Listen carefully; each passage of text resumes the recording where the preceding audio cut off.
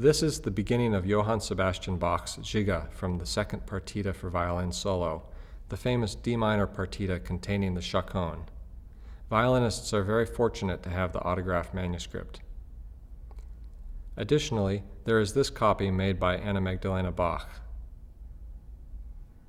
About half of the sonatas and partitas were also copied by Johann Kellner, including this Giga. As in the cello suites, the Kellner copy shows a great deal of bleed-through from music written on the other side of the paper, which occasionally causes some lack of accuracy. When these manuscripts are aligned measure by measure, comparison with Bach's original reveals the inaccuracies of these two copyists. The following is a comparison of 20 lines from 3 movements, followed by an examination of movements from the violin sonatas and partitas having similarity with movements in the cello suites. This first line of the Giga has a slur over each beat containing 3/8 notes. In the J.S. Bach manuscript, these slurs are uniformly over the first 2 notes of each beat. Mistakes in the copies can be identified by the annotated markings in brackets. All comparison slurs are marked with an asterisk, and these are placed in brackets when they differ from the J.S. Bach manuscript. The complete absence of a slur is marked with an exclamation mark in brackets. For the first measure of the Giga, if one could study only the 2 copies, as is the case with the cello suites, the conclusion would be that the second and third notes of beat 1 are slurred, rather than the first and second notes. And on beat 2, the conclusion would be that all 3 notes are slurred. This is reinforced by the same pattern on the first 2 beats of measure 2. The J.S. Bach manuscript is not easily interpreted on beat 4 of measure 1, but this is clearer when compared with the parallel spot on beat 4 of measure 2. In both cases, the Anna Magdalena Bach slurs are shifted to the right, and the Kellner slurs are missing entirely. These 2 characteristics recur frequently in these copies. Examining the slurs that are marked over the 2 groups of 16th notes, the J.S. Bach original is clearly over all 4 notes, while the slurs in the copies are often shifted to the right. Line 2 has only 1 slur, yet it is not reflected accurately in the copies. Breaks in the staves, as you see here, indicate a line change in the original. In this study, measures have been grouped so as to be aligned for easy comparison. To increase legibility, I have leveled each staff, removing bleed-through and nearby unrelated notation as much as possible. For better vertical alignment, clefs on each line are often removed. In the following 2 measures, the comparison reveals a missing bar line in both copies, a missing slur in the Anna Magdalena Bach copy, and slurs in the Kellner copy that appear to be over 4 rather than 3 notes. The first 2 beats of the next line show that Kellner wrote slurs where there are none in the original. Anna Magdalena Bach left out slurs on the first measure, 4th beat, and second measure, 1st beat. Generally, both copyists were quite inaccurate with slurs. Also in this line, on beat 4 of the first measure, Kellner wrote 3 incorrect pitches marked with X's in brackets. Luckily, both copyists were quite accurate with pitch most of the time. Slur inaccuracy and omission continue in the following measures. For instance, on the first beat, the J.S. Bach original shows a slur of 3 notes. Both copies have a slur over 4 notes. Similar inaccuracy occurs on beat 3 and on the first and third beats of the next bar. The downbeat of the second bar shows a dynamic marking of piano. Kellner marked this, while Anna Magdalena Bach did not.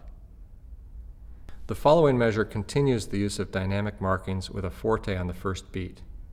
In this case, Kellner did not mark it, while Anna Magdalena Bach did. This measure was copied incorrectly by Kellner, with beats 3 and 4 being completely invented.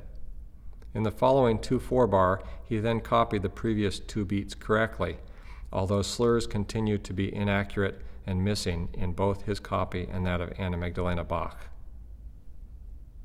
Comparison of the following 3 lines continues to reveal slurs that are either over the wrong notes or missing entirely. In this line, Anna Magdalena Bach left off the slur on the last beat of the second measure. Again, she left off slurs in the second measure of the following line, beats 1 and 2. We see another example of Kellner adding a slur, here in the first measure, beat 4. Turning to a different movement, this is the opening of the Sonata No. 2 in A minor, marked grave, although not marked in the Kellner copy. This movement provides examples of misplaced trills, denoted with a pound sign. This is first seen on the first measure, beat 2, with the trill marked on the wrong note by Anna Magdalena Bach. In the second measure, beat 2, Kellner neglected to mark the trill, but added a slur. Then on beat 4, he neglected to mark the slur.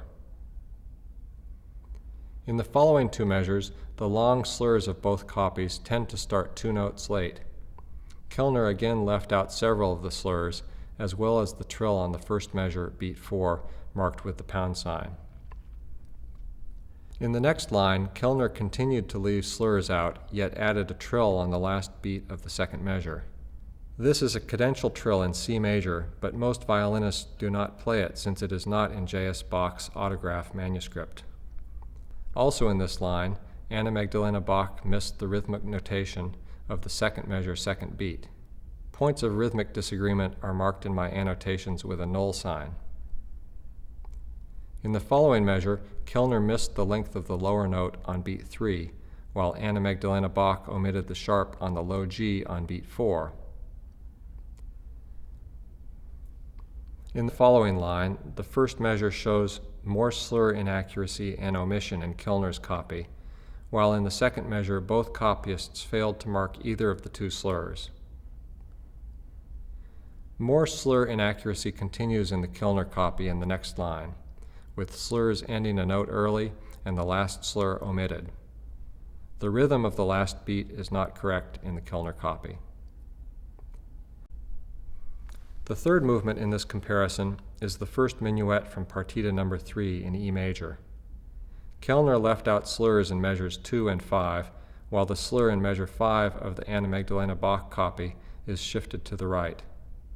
In the last measure, Kellner again missed the length of the lower note. The following line only has one slur, which is missing in the Kellner manuscript. In the next line, it is fairly clear that the bowing of the measures with 6/8 notes is consistently 3 slurred and 3 separate. The two copies show extremely inaccurate slurs, often over the first 4 notes in the Anna Magdalena Bach copy, and often shortened and displaced several notes to the right in the Kellner copy. In the next line, Kellner misread the double stop on the first downbeat, solving the resulting rhythmic problem by changing the rhythm of the last 2 notes of the measure. In the second and third measures, neither copyist's slurs accurately reflect the slurs in the original. This inaccuracy continues in the fourth measure of the Kellner copy, while Anna Magdalena Bach left that slur out entirely.